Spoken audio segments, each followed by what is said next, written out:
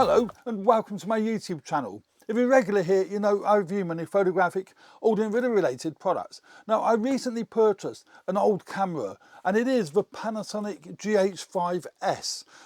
I went for the GH5S because I needed a pretty cost-effective camera, almost said the word cheap, but a cost-effective camera that would work really well in low light and in theatre lighting conditions. I've got some shows lined up and I wanted to be able to use a 2-camera shoot. One of the cameras, my close-up camera, is a Sony FX30. I've done a video on that one to do with working in theatre, so take a look at that video.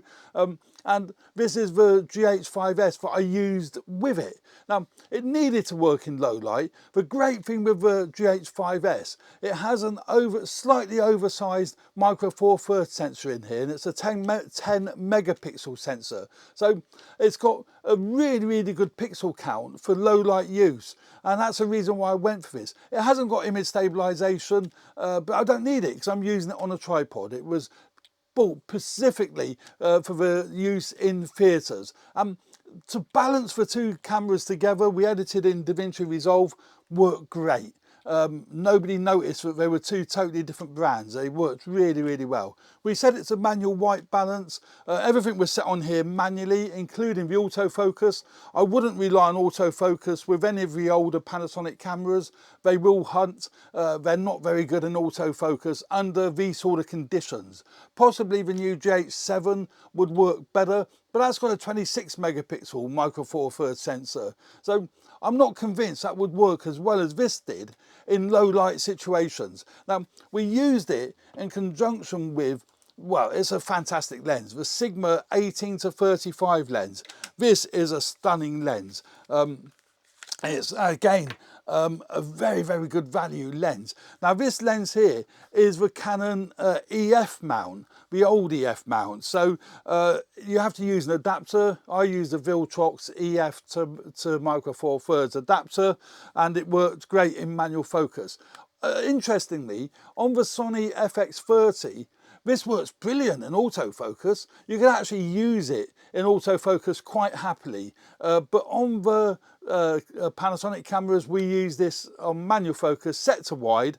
So as I say, it's 18-35, times that by 2, it's about 36-70, isn't it? On a micro four thirds body, and that was fine for wide. 36 was still wide enough because we was at the back of the auditorium. I'll show you some quick video clip here of how well this camera worked in those sort of low light situations with the Sigma lens. This has got a constant f1.8 aperture, so again, great for using on the micro four thirds body in low light situations because you've got that wide aperture.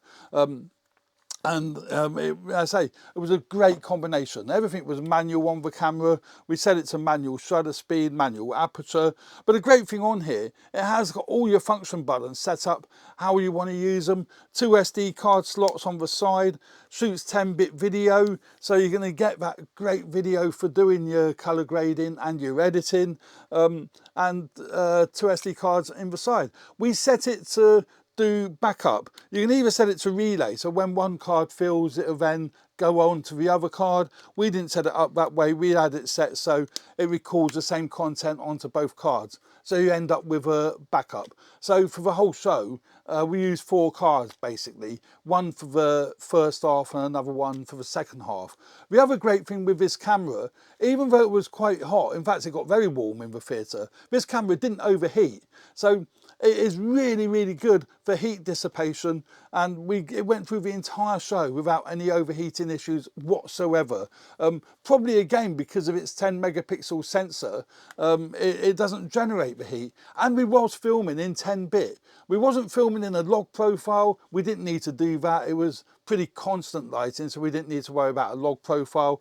But yeah, it did record 10-bit with absolutely no overheating, and that was a major thing for me, to be able to have 2 cameras working but weren't going to overheat on me. I didn't want them shutting down during the course of a show. That would be, you know, crazy. So yeah, really good. Image quality came out fantastic. If you have a quick look at this here, you can see here it's sharp, the images are beautiful, the colors are really good.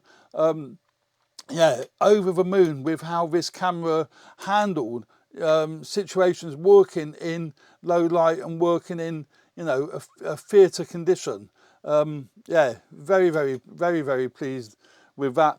And I say, and connecting it with the FX30, the two cameras work together beautifully. Very pleased. Absolutely chuffed to bits. So we do know that this is a great combination for, you know, doing theatre productions. Obviously, it would be nice to use two FX30s. I may look at getting another FX30 so we can use both Sony cameras. I wouldn't want to use two Panasonic cameras because we did rely on autofocus for the close-up camera, and the FX30 handled the autofocus brilliantly. But this set off on wide, on a tripod on wide. We had the audio coming in just via a 3.5mm jack.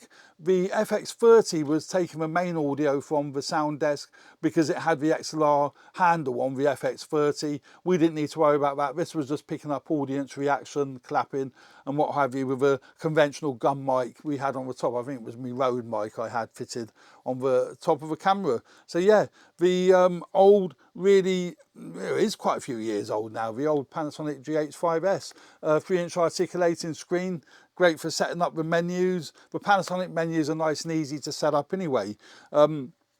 So yeah, there we go. Hope you found that video useful.